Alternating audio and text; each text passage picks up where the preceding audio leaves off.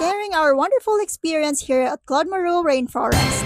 Hey mga ka-edits, Edit Queen here. After namin mag-Sea Clouds Mountain View Resort, ay pupuntahan natin ang next edit location ko. Pero bago yan, nag-change outfit muna ako dito sa car. And nag-snacks na rin kami. Dahil past 3 p.m. in the afternoon na ito, pero hindi kami pwedeng hindi dumaan dito sa Claude Moreau Rainforest. Pagpasok pa lang namin, napakainit na ng pag-welcome nila. Sa Claude Moreau Rainforest, maayong pag-abot, mapiyang mapod kaniyon langon.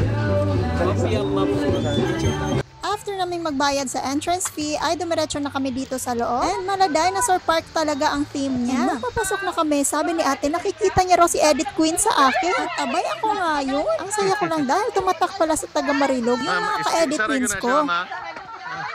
And tamang-tama kulang yung mga dinosaur toys ko, kaya bumili na ako dito. Syempre, para sa mga edit TikToks ko. And yung anak ni ate is follower ko rin pala. And dito na nag-umpisa yung adventure namin. O diba, parang buhay na buhay talaga yung mga dinosaurs. Ang dami ring mga tanim dito na nakaka-reminisce sa childhood ko. Kagaya ng tanim na to. Dito naman ang kanilang resto. And meron ding mga rides dito. Abay, sobrang enjoy ng mga kuya ko. Sa labas ng resto ay merong lake and meron ding playground doon. After sa resto ay dito naman kami sa next adventure namin kung saan merong mga water rides. Hindi ko alam kung anong tawag dito, pero andyan na yung pamangkin ko sa loob. Although alam namin nag-e-enjoy siya, pero struggle din dahil hindi siya makatayo. Kami naman dito ay nag-boating. Pedal siya, kaya yung kamay mo ang gagamitin para umandar. Kasama ko si second born and yung aking pamangkin and panganay na sa kabilang boat. Since dumating na si Hubby, so nagpalit kami kasi magsushoot pa ako ng ibang TikTok ko. Supposedly, gagawin ko ang TikTok na to. Kaso wala ako ganitong klaseng bola and napakalayo sa dala ko. Shoutout nga pala sa tumulong sa akin na staff kasi rejected ang edit na to. Pero salamat pa rin. Bago ako mag-shoot ng iba kong vids, ay kumain muna ako dito. Napakasarap ng suman and tsokolate nila. And as your mom, she Edit Queen, for the subo muna tayo sa aking panganay and second born. Tara na't sa next adventure naman tayo. Ito yung zipline nila. Medyo ako yung natakot kasi first time ng mga anak ko to. Safe naman siya and ganyan lang siya kalayo. And meron ding tao na nag-aabang dun sa dulo. Pagkatapos ng aking second born with her ate pamangkin, ito naman yung aking panganay with her ate pinsan. And talagang makikita mo sa expression ng mga mukha nila kung gaano sila kasaya sa zipline adventure nila. And by the way, another fee po yung boating and yung zipline. And so, andito na ako at naghahanap and nag-ikot-ikot kung saan na naman ako magti-TikTok. So, ang ganda ng bawat sulok ng Claude Moreau kasi napaka-nature talaga. And maririnig mo ang agos ng tubig. And habang naglalakad ako, may napansin na naman akong isang halaman. Naalala ko na naman yung childhood ko na sinisip-sip ko yung laman na tubig nito and napakatamis. Sorry Claude Moreau, hindi na ako nagpaalam. Dalawang bulaklak lang naman ang pinitas ko. Medyo limited na lang talaga yung oras namin dito. Kasi late na kaming dumating, as in less than 2 hours na lang. Tingnan nyo dito guys kung gaano kaganda yung tanawin. Hindi ko lang alam pero I think pwedeng maligo dito. And fast forward, naglakad-lakad ulit ako and meron akong nakitang isang spot dito. And nakita ko sila Mickey Mouse, Minnie Mouse, Hulk, Batman, at iba pang mga characters. And hindi na naman yan makakataka sa mga TikTok ko. Meron ding playground dito para sa mga bata and sa mga kids at heart. Kahit ako ay nag-enjoy dito, meron din sila ditong trampoline. Napakasulit talaga ng entrance fee mo dito. Tara na, simulan na natin ang mga behind the scenes ng mga edits ko. Siyempre, pumatong muna ako malapit sa dinosaur. And pinwesto na ni Hubby yung maliit ang laruan na dinosaur dyan. And kukunin ko. Dito naman tayo sa isa pang dinosaur. So, ganun pa rin yung concept. At first, nasa malapit ako sa dinosaur. And habang papalapit sa camera, ay kukunin ko ito. Ito naman habang napapractice ako, ay pinadaan ko muna si baby girl. And habang nagsushoot ako nito, ay nanonood siya sa gilid ko. First time ko ito na merong nanonood sa akin habang nagsushoot ako. Napakasimple lang ng edit na ito and hindi ko akalain na aabot siya sa million views. Next ay dito naman tayo sa castle. At first parang giant ako. After that scene ay umakyat na ako para as if itutulak ko yung pinto. And sabay takbo ang person. Ayan, dito naman tayo kay Hulk. As if itatapon ko yung hawak niya. Ito naman is yung kantang Colors. Para siyang touch lamp. Kada hawak ko ay mag-iiba yung kulay niya. And dito naman tayo kay Batman. As if meron siyang gusto sa akin. Thank you nga pala dahil nag 1 million views din ito. Ito naman yung stop wait a minute trend. So nag-shoot muna ako habang naglalaro sila and tumatalon. After that is umakting na ako dito sa baba as if stop ko sila and wait a minute. Pauwi na sana kami. Nakita ko itong little dino na ito na nasa egg. Tamang-tama kasi may nabili akong ganitong laruan. And ganun pa rin yung procedure. And syempre mawawala ba naman yung mga ka-edit twins ko? O diba parang baliw lang?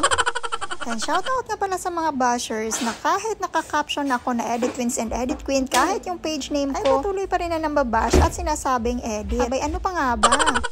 Sobrang nag-enjoy talaga kami sa Claude Maru. Bago ko ipakita yung mga final edits ko, after sa Marilog ay dumaan kami dito sa Mintal. Dito talaga kami kumakain dahil napakasarap ng mga pagkain nila. If I'm not mistaken, Santander yung name ng resto. That's it for today. Once again, this is your Edit Queen. Till next mini vlog!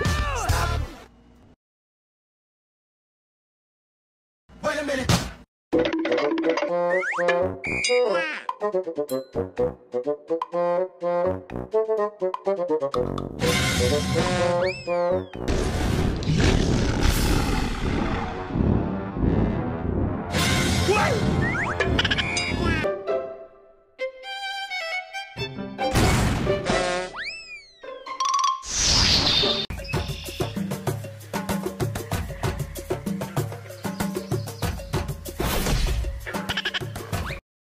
I could be red, or I could be yellow, I could be blue, or I could be purple, I could be green or pink or black or white, I could be every color you like.